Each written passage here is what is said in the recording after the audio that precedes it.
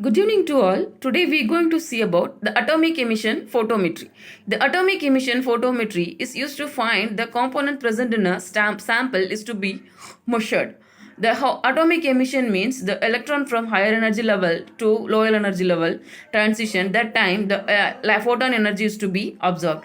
The electron from higher energy level to lower energy level transition, the electron emits some kind of energy in the form of photon, that is called a atomic emission. This principle is used to find the components present in a sample, that is called the atomic emission photometry. Here we see that used as a standard method for the metal analysis. In atomic emission, small part of sample is vaporized form free atom that attains energy from excitation source, result in transition from lower to higher energy state on returning back emitter photon of radiation. The emitter of photon is to be collected from the detector and find the value of components present in a sample. Here we see that the atomic emission was only based on flame, arc or spark, excitation and source. The modern era, the advancement is made by the introduction of non-combustion plasma sources. Consist of discrete irregularly spaced lines. The spectra obtained from plasma, arc or spark excitation source are often highly complex. This is a principle of this instrument. Here we see that the electron of an atom moves from higher energy level to lower energy level. They emit extra amount of energy in the form of light, which is consist of photon. This is a basic principle of this photometry. Here we see that an electron from lower energy level ground state to higher energy level, it's absorbs the light rays.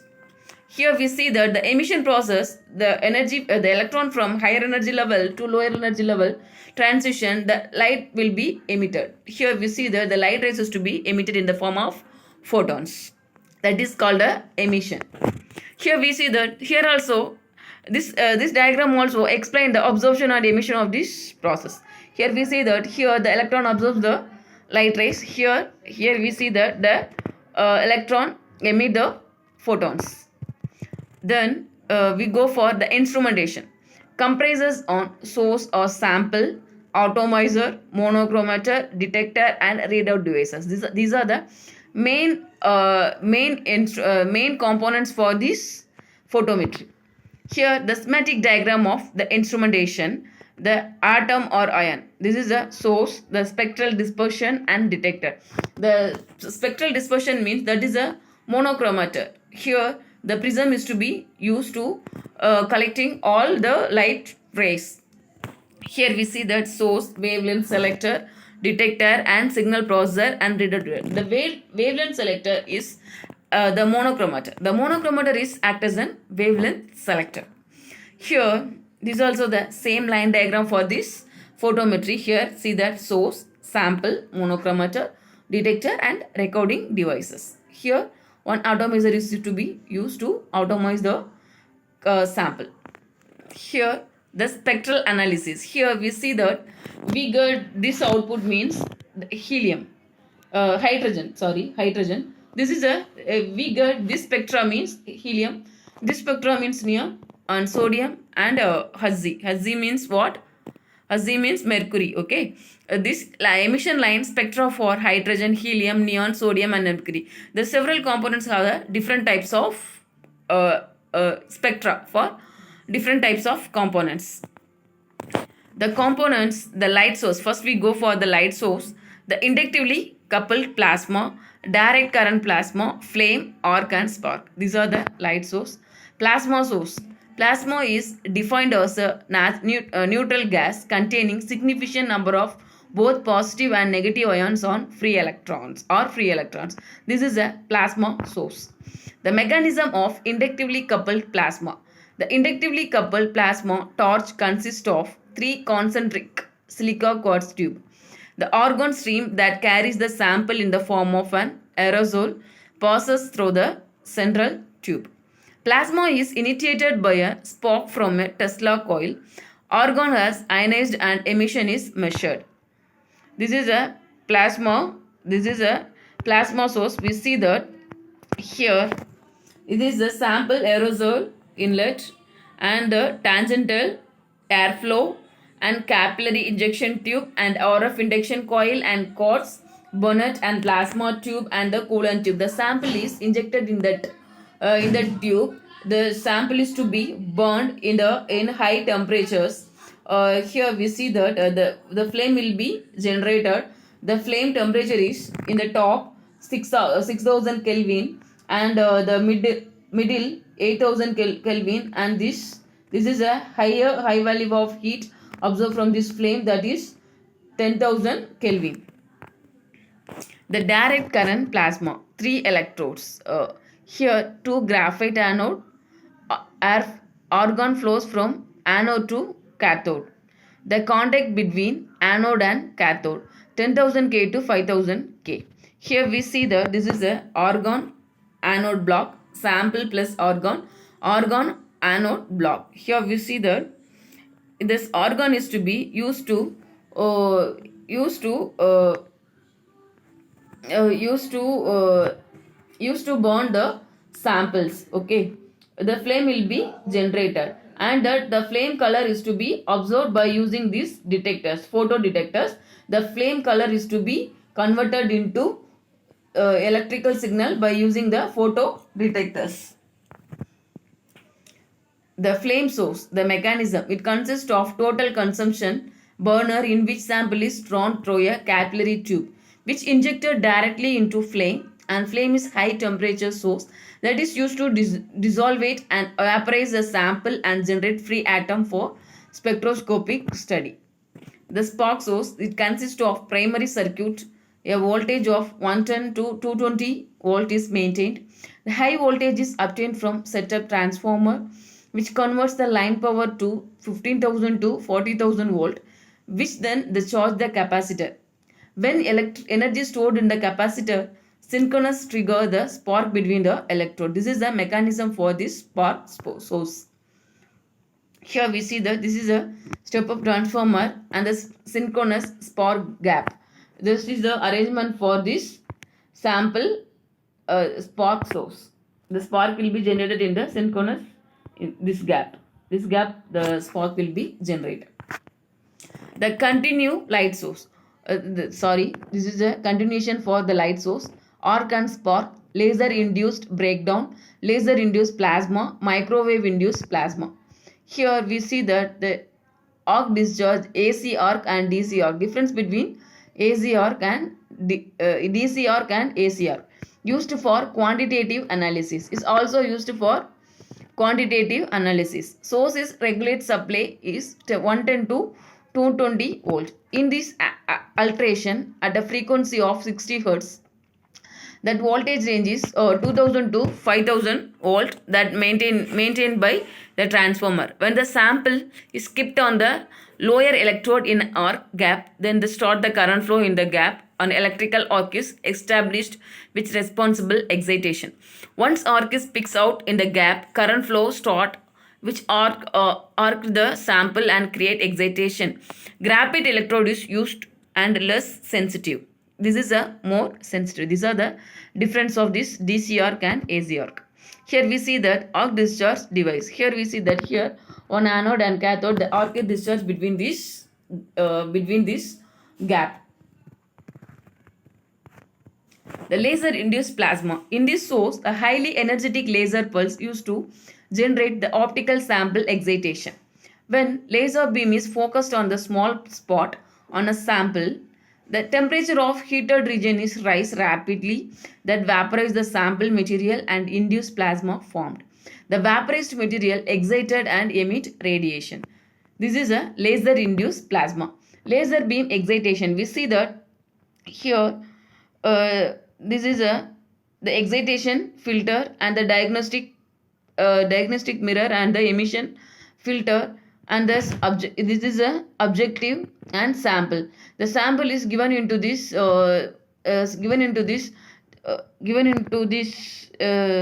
laser. This laser excitation is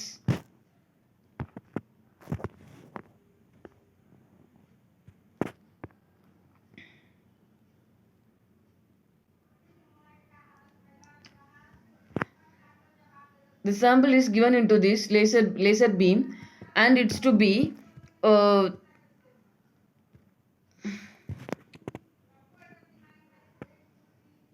this to be emitted in the form of flames.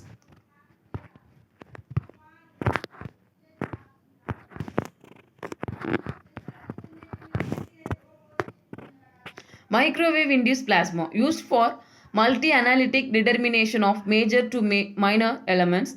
The employed microwave energy to produce plasma. MIP generated from few hundreds watts of radiation source. The atomized sample pass through plasma and promote electron excitation. The atomizer. Next we go for the atomizer. The elements to be analyzed needs to be in the atomic state. The atomization. The conversion of sample into free gaseous atom. The atomizer is used to conversion of sample into free gaseous atom. The atomizer device used for atomization. Types of atomizer. The flame atomizer, the electrothermal atomizer, and the flame atomizer is to be classified into two types, continuous and discrete. These are the types of atomizers used in this atomic emission photometry. The flame atomizer, to produce the flame, record oxidant gas and flame gas. Mostly the air acetylene flame or nitrous oxide acetylene flame is used. Liquid or dissolved samples are typically used with flame atomizer. The flame atomization means this is a sample and the nebulization, mist and dissolution, the solid gas or aerosol, and the next process is volatilization and the gaseous molecules dissociation, and this is the atom is to be generated. Subtypes of flame atomization. The continuous atomization, sample penetrate the atomizer at constant speed, not used for dissolved solids. Discrete atomization, the measured amount of sample enters atomizer, effective when sample volume is limited. Next, advantages. Reproducibility of sample and result. Disadvantage, only 5 to 15% of nebulized sample reaches the flame. The minimum sample volume of 0.5 to 1.0 ml is needed to give a reliable reading. Viscous samples requires dilution with the solvent. This is a disadvantage of this photometry. The electrothermal atomizer is also known as the graphite furnace atomizer. The more convenient to users a non-flame method, that is electrically heated graphite tube. Construction. The graphite tube serves as a sample cell, the enclosed water-cooled housing, the metal jacket by which the water is circulated, transparent window made of quartz allow the light to pass through the tube, inert pure gas control, protect graphite tube from oxidation, the electrical contact, the heating of graphite tube. This is the construction of electrothermal atomizer. Next, the automation of sample, drying, ashing and atomization. Drying of sample into solid deposit by heating the graphite tube at 110 degrees Celsius. The conversion of organic matters in CO2 and H2O and volatilization of inorganic matters by heating graphite tube at 350 to 1200 degrees Celsius. Atomization means that leads to gaseous atom by raising the temperature up to 2000 to 3000 degrees Celsius. Advantages. The small sample size, little or no sample preparation required, enhanced sensitivity, direct analysis of solid samples. These are the advantages. Next we go for disadvantage. Loss of analyte during ashing stage, incomplete atomization. This is the disadvantages of this method. Next, sample handling. These droplets of sample introduced in an atomizer should be of constant size. The temperature could be maintained, obtained good reproducibility. The speed of introducing sample must be equal to certain permissible band values. The sufficient sample volume should be available for maximum efficiency. Monochromators. Here we see that two types of monochromators we are using. One is the prism and another one is a diffraction grating. The monochromator is a device used to transmit the narrow band of wavelength which is chosen from wavelength of wider range available.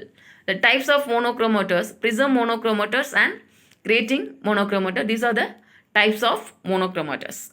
The prism monochromatous, when the light passes through prism, it emerges out in form of two lines of beam. To overcome this drawback, two half prisms are placed. When light passes through first prism, it split into two beams. When it reaches the second half prism, recombines two beams into single beam.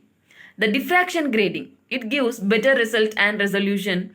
It replaces prism give linear dispersion. Problem occurred during the identification of wavelength of emission lines and photographic plate solved through grating monochromatous.